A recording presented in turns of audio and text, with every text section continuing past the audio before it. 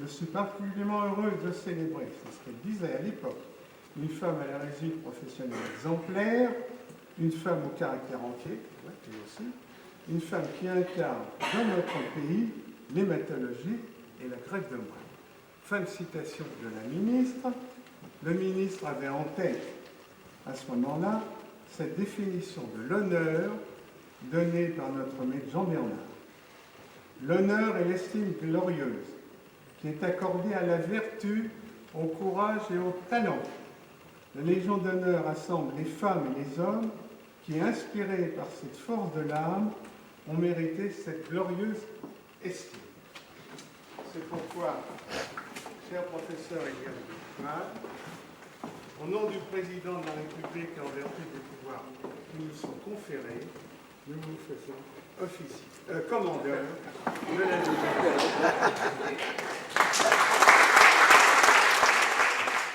Ce n'est pas une décoration attribuée aux seuls militaires. C'est un entrée en 1804 par Napoléon, dans lequel on entre comme chevalier après 20 ans au moins de service et d'actions distinguées. On peut être premier officier après au moins 8 ans de nouvelles actions.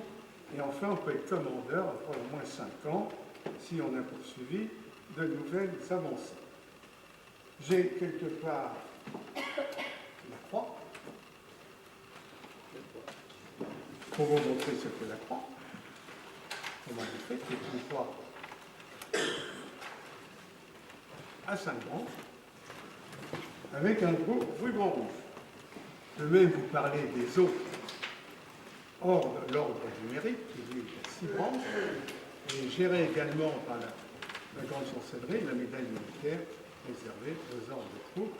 Donc voilà les 3 décorations nationales qui sont des ordres français.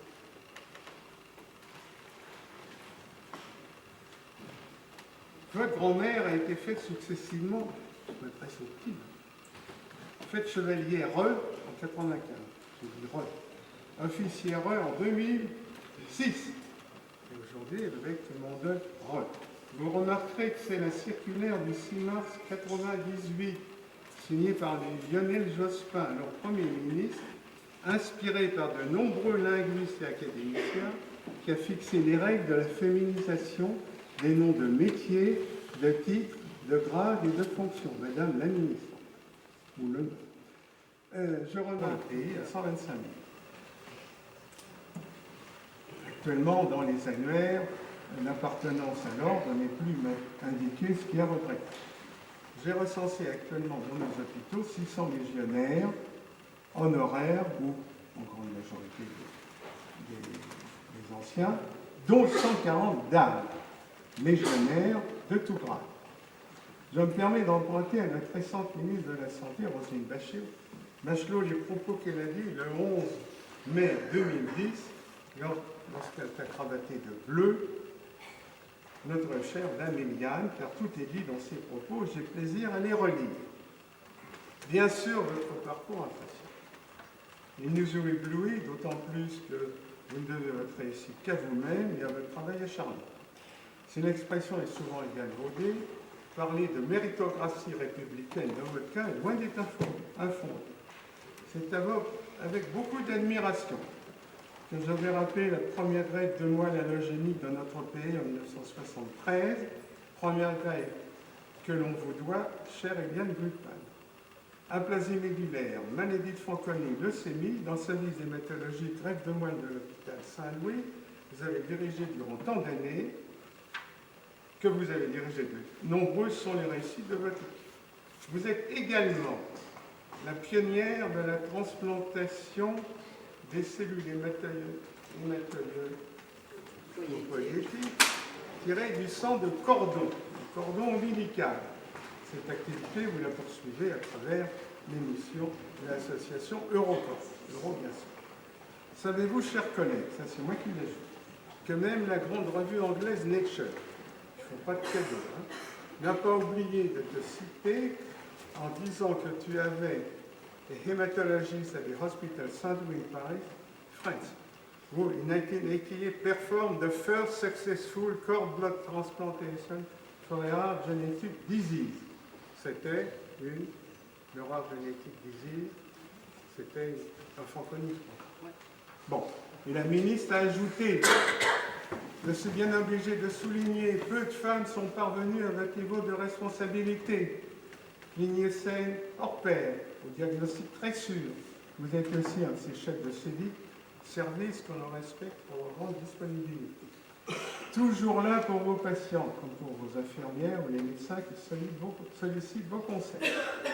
Je suis particulièrement heureuse de célébrer, c'est ce qu'elle disait à l'époque, une femme à la réussite professionnelle exemplaire, une femme au caractère entier, elle aussi, une femme qui incarne dans notre pays l'hématologie et la greffe de moelle. Fin de citation de la ministre. Le ministre avait en tête, à ce moment-là, cette définition de l'honneur donnée par notre maître Jean Bernard. L'honneur est l'estime glorieuse qui est accordée à la vertu, au courage et au talent. La Légion d'honneur rassemble les femmes et les hommes qui, inspirés par cette force de l'âme, ont mérité cette glorieuse estime.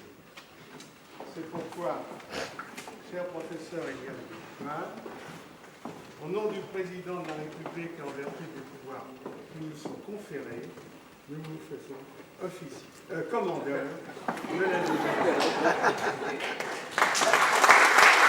C'est l'honneur de me remettre cet insigne de commandeur dans l'ordre de la Légion d'honneur.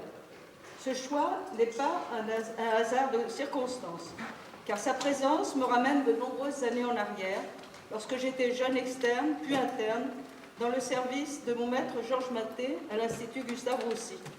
Son enthousiasme et son humour animaient la salle de garde, mais je me souviens surtout qu'il revenait de Stanford en Californie, où il avait travaillé sous la direction d'Henri Kaplan. Fort de cette expérience, il allait alors rénover la radiothérapie en France et introduire les méthodes d'irradiation lymphoïde dans la maladie de Hodgkin, ce qui en a révolutionné le pronostic. Il a été, avec Maurice Tubiana, Jean et André Dutrex, parmi les premiers à me faire confiance et à mettre au point les techniques d'irradiation totale qui sont toujours utilisées pour la préparation des patients à la greffe de moelle osseuse. De cette époque, je retiens aussi toute l'équipe de Georges Maté, qui a été une des premières à pratiquer la greffe de moelle et d'autres innovations majeures, révolutionnaires à l'époque, telles que l'immunothérapie des cancers, les chimiothérapies séquentielles et l'utilisation du sérum antilymphocytaire. Ceci a été à l'origine de mon orientation vers l'hématologie.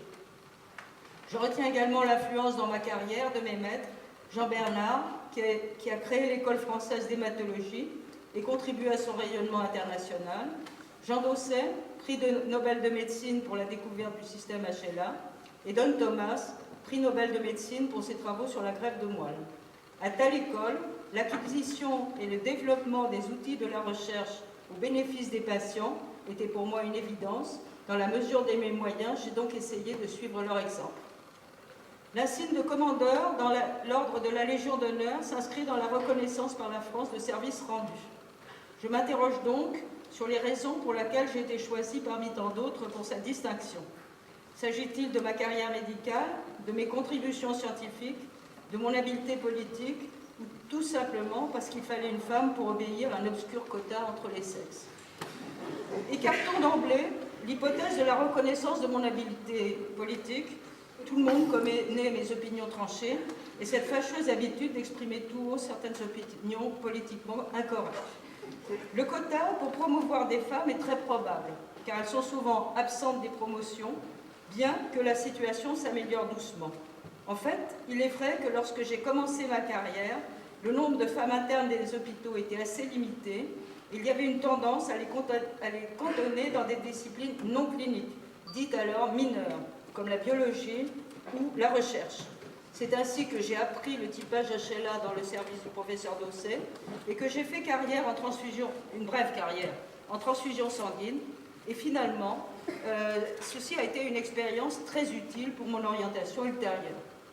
J'ai toujours pensé que c'était en partie parce qu'on cherchait désespérément une femme que j'étais nommée professeur agrégé. Simone Veil était alors ministre de la Santé et Alice Saugné-Séité aux universités.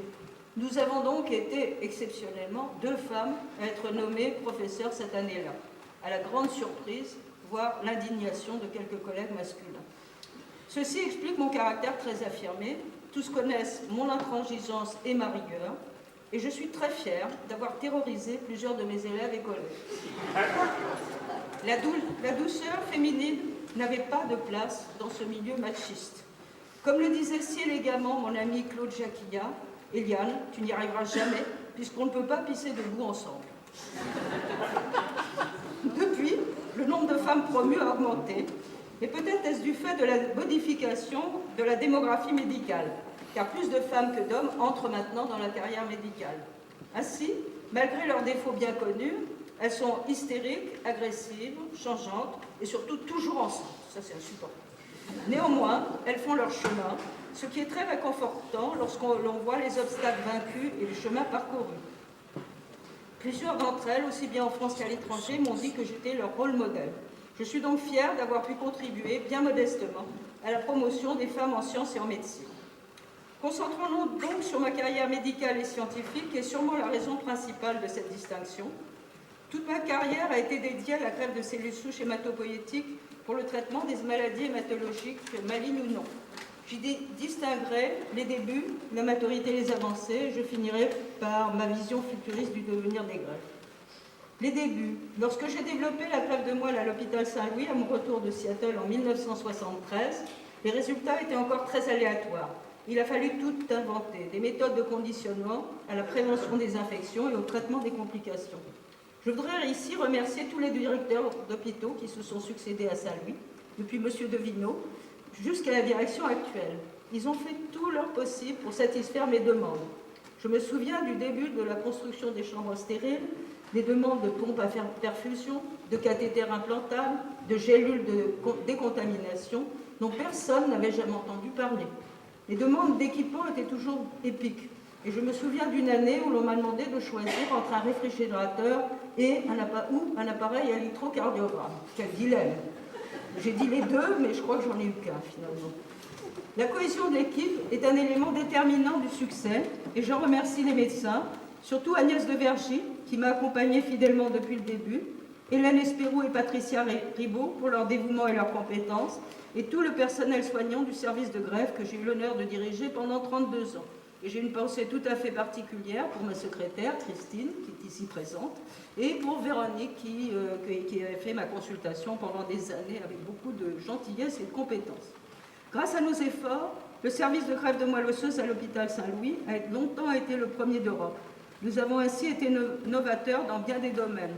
Traitement des aplasies médulaires par sérum antilymphocytaire, conditionnement atténué pour les maladies de Fanconi. Nous avons été les premiers à utiliser, à publier sur des médicaments qui ont considérablement amélioré les résultats des greffes, tels que la cyclosporine, médicament immunosuppresseur, le Zovirac, traitement de l'herpès et du zona, le kétoconazole, traitement des infections fongiques. J'en citerai un en particulier que nous n'avons jamais publié et qui fait l'objet de très nombreuses publications actuelles sur le microbiome. Comme quoi les choses faites il y a longtemps reviennent. Ce travail réalisé avec des chercheurs de l'INRA consistait à prélever la flore fécale du patient avant la greffe, de l'implanter à des souris, de décontaminer l'intestin du patient avec des antibiotiques, puis en fin de traitement de lui réimplanter sa flore digestive. En fait, c'était sous forme de crottes de souris qu'on diluait dans de l'eau. Bien entendu, nous ne disions rien aux malades sur la nature de cette potion. Aujourd'hui, 30 ans après, ce traitement a été redécouvert et sans passer par la souris, les résultats sont spectaculaires dans les maladies inflammatoires du tube digestif. Tous ces essais et bien d'autres étaient faciles à mettre en place relativement, en l'absence de la réglementation tatillonne que nous subissons actuellement. Notre groupe a été à l'origine de la constitution du groupe européen des greffes de moelle, dont j'étais présidente et membre fondateur. La coopération internationale a en effet toujours été au premier plan de mes préoccupations, car seul l'échange constant des idées et des résultats permet de progresser. C'est ainsi que progressivement, nos résultats se sont améliorés et que la greffe de moelle est devenue un traitement de routine pour de très nombreux patients. En 1988, notre équipe a été la première au monde à réaliser une greffe de cendre ombilicale chez un enfant atteint d'une maladie héréditaire de la moelle. Cette découverte a permis par la suite de réaliser des greffes à partir de donneurs non identiques dans le système HLA, augmentant en conséquence l'accès à la greffe des patients n'ayant pas de donneur. La maturité et les avancées. Aujourd'hui, plus d'1 million de patients ont été traités dans le monde par greffe. Toutes les maladies hématologiques et tous les âges sont concernés. D'immenses progrès ont été faits dans le contrôle des complications, conduisant à l'amélioration des résultats et de la qualité de vie à long terme. Tous les ans, de nouvelles molécules arrivent sur le marché pour améliorer les résultats. Alors qu'au début, seuls pouvaient être greffés les patients de moins de 35 ans qui avaient un donneur identique dans la famille, aujourd'hui la greffe est proposée jusqu'à 75 ans grâce à la diminution de la toxicité des traitements. L'accès à la greffe des patients n'ayant pas de fratrie identique a maintenant été ouvert par la mise en place de registres de donneurs volontaires de moelle, puis de banques de sang de cordon ombilical, avec plus de 21 millions de donneurs de moelle et 600 000 unités de sang de cordon ombilical. L'organisation de réseaux d'échange international des greffons a ainsi permis de sauver un nombre croissant de patients. Nous avons participé très activement à cette évolution avec la création par Jean-Bernard et Jean Dossé du registre France Greffe de Moelle avec Colette Raffo. Après la première greffe de sang de cordon, nous avons mis en place Eurocord, registre international chargé d'étudier les résultats des greffes de sang de cordon, et Netcord, chargé d'établir un réseau international de banques de sang de cordon. Sur le plan de l'éducation, j'ai le plaisir d'être la présidente de l'École européenne d'hématologie et je remercie ici Didier Jasmin et son équipe pour leur excellent travail. Voici retracée très brièvement ma carrière scientifique qui a donné lieu à de nombreux prix nationaux et internationaux et plus de 800 publications dans des revues scientifiques internationales, dont 15 uniquement en 2013. Je remercie ici particulièrement l'équipe de Record menée par Anderson Rochard et Annalisa Ruggieri. Je n'oublie pas les patients et leurs familles qui nous ont fait confiance au cours de ces années et qui, par leur fidélité, ont su exprimer leur reconnaissance. Ma pensée va aussi vers ceux qui nous ont quittés prématurément, malgré tous les espoirs de guérison liés à la greffe. L'aventure n'est pas finie et de nombreux progrès restent à accomplir. Je suis partie à la retraite depuis 8 ans et je suis une retraitée active et heureuse. Je continue de diriger la jeune et dynamique équipe de Record dédiée à l'analyse des résultats internationaux des greffes de sang de cordon ombilical. Plus récemment, le groupe Monacorde, Observatoire international sur la drépanocytose, vient de s'installer au centre scientifique de Monaco dirigé par Patrick Rampaille. Ce programme a pour objectif d'améliorer le diagnostic et le traitement de la drépanocytose et d'amener les techniques d'excellence dans les pays émergents où la maladie est fréquente. L'histoire des cellules souches n'est pas finie. De grands progrès restent à accomplir grâce à l'utilisation des cellules souches du sang de cordon ombilical pour le traitement des maladies auto-immunes et dans le domaine de la médecine régénérative. C'est avec une grande humilité que je reçois cette distinction et toutes mes pensées vont vers mon mari qui me supporte depuis plus de 50 ans, mon fils, mes petits-enfants et surtout mes parents qui auraient été si heureux et si fiers d'assister à cette cérémonie. Merci.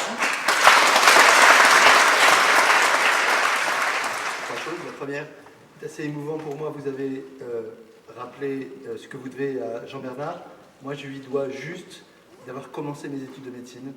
J'étais allé le voir quand j'avais 16 ans. Il m'a reçu tous les trimestres en m'expliquant qu'il fallait absolument faire de la médecine pour faire de la neurobiologie. J'ai fait, puis je me suis aperçu que j'étais pas bon. Du coup, je suis directeur général de l'AP, mais je lui suis très reconnaissant.